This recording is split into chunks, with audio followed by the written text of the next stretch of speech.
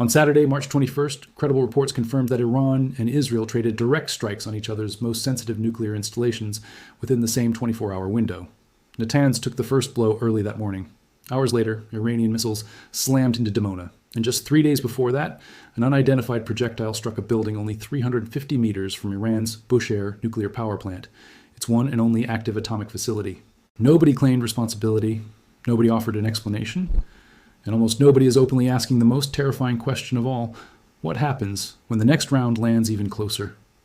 Over the next several minutes, I'll break down exactly how this nuclear tit-for-tat escalated, step by step, and how dangerously close the entire region came to a full-scale radiological nightmare in the Persian Gulf.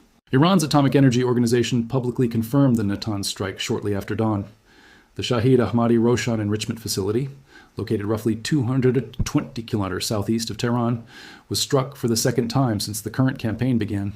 Named by Israel as Operation Epic Fury and by the U.S. as Operation Roaring Line, the campaign kicked off on February 28th. Iran's Tasnim news agency, closely tied to the Revolutionary Guards, immediately labeled it a coordinated American-Israeli aerial operation. Western media reported the use of heavy bunker-buster munitions.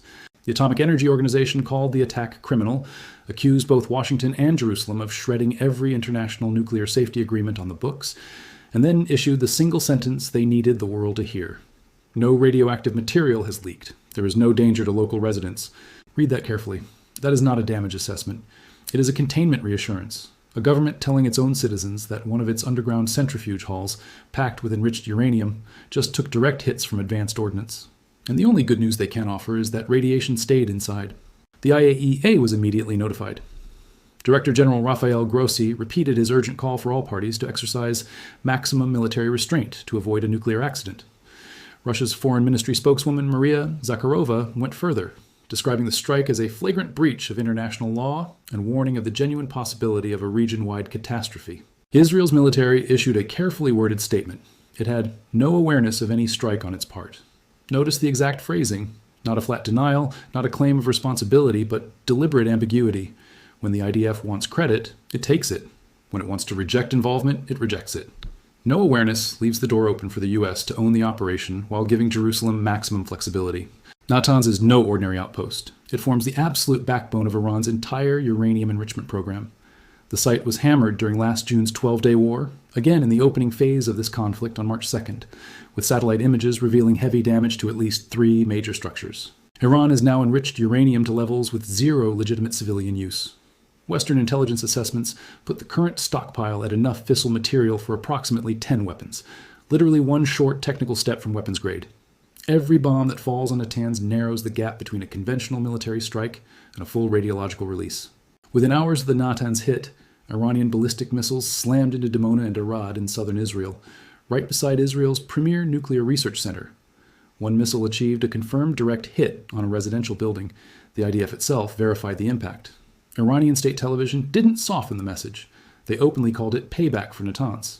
The IRGC framed the entire salvo as legitimate retaliation. Dimona sits deep in the Negev desert and has quietly served as the acknowledged heart of Israel's nuclear weapons program since the Shimon Peres Negev Nuclear Research Center opened in 1958. Most outsiders assume it is a civilian research campus. In reality, global intelligence agencies and non-proliferation experts universally assess it as the primary site where Israel assembled and maintains the Middle East's only undeclared nuclear arsenal, and Iran just dropped a ballistic missile directly into the residential area surrounding it. Casualty figures rose steadily through the evening. Magen David Adom crews treated close to 40 people across multiple strike zones. A 12-year-old boy was reported in serious condition from shrapnel injuries. A woman in her 30s suffered moderate wounds. Emergency teams were dispatched to at least 12 separate locations across the city. The IAEA confirmed it had received no reports of damage to the Nuclear Research Center itself and detected no abnormal radiation levels. That marked the second time in a single day the IAEA had to publicly reassure the world a nuclear site had not been breached.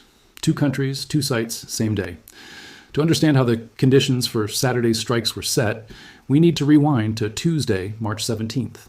The IAEA confirmed that a projectile destroyed a structure only 350 meters from the reactor building at Bushehr, Iran's sole operating nuclear power facility.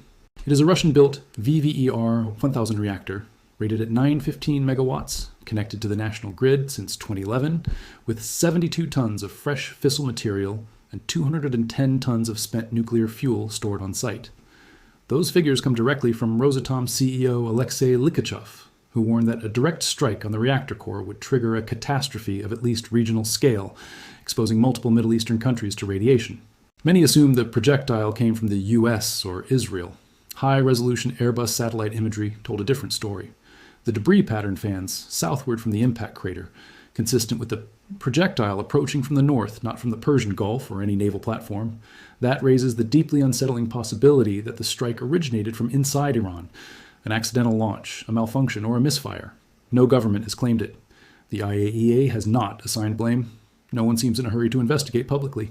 Director General Grossi labeled the event the reddest of red lines in nuclear safety, warning that any accident at an operating power plant risked extremely serious, widespread atmospheric radioactive dispersal if the core were compromised. Now consider what lies downwind from Bushehr, the massive desalination plant supplying drinking water to Saudi Arabia, the UAE, Qatar, Bahrain, and Kuwait. The entire Gulf's water infrastructure draws from the Persian Gulf. Any radiation release at Bushehr doesn't stay inside Iran. It contaminates the water supply for tens of millions across multiple sovereign states. On the same Saturday, the Israeli Air Force confirmed a precision strike on a facility inside Malik Ashtar University in Iran, described as a strategic R&D site used by Iran's military industries to produce components for both nuclear weapons and ballistic missiles. The university is directly linked to SPND, the Organization for Defensive Innovation and Research, the direct successor to Iran's documented AMAD nuclear weapons program, officially halted in 2003. IDF Chief of Staff Lieutenant General Herzi Halevi stated the campaign is roughly halfway complete, describing the Iranian regime as battered, confused, and operating with severely degraded defensive capability. U.S. CENTCOM Commander Admiral Brad Cooper reported more than 8,000 military targets struck across Iran, including 130 naval vessels. Yet Iranian crews were already digging out buried munitions within 48 hours of each strike. The war grinds on. Neither side is collapsing. Halevi then added a line that carries weight far beyond today's battles, referencing Iran's missile attack on Diego Garcia, the joint U.S.-British base in the Indian Ocean, roughly 3,800 kilometers from Iranian territory. Just 3 weeks earlier, Iran's foreign minister had publicly insisted Iran capped its missile range below 2,000 kilometers. The Diego Garcia launch doubled that declared limit in a single night. On the same Saturday, Iran fired 6 to 8 separate ballistic missile salvos at Israel. Fragments from one missile struck a kindergarten in Rishon LeZion, central Israel, leaving the building in ruins. The mayor stood in the wreckage and said that if it had been a normal weekday with children inside, the outcome would have been unthinkable. By Saturday evening, another Iranian missile barrage hit the southern city of Arad. Magen David Adom declared a mass casualty incident. At least 30 wounded, several in critical condition. Zaka rescue teams reported people trapped under collapsed walls, building facades ripped away. That marked the second time in hours that an Iranian ballistic missile had punched through Israel's defense layers and slammed into a populated southern city. And still, not one government involved in this conflict has spelled out the exact conditions that would actually end it. Every nuclear safety red line that existed when this war began on February 28th has either been crossed or come within 350 meters of being erased. The question is no longer whether someone will miscalculate. The question is whether anyone on either side has even drafted a plan for the morning after they inevitably do.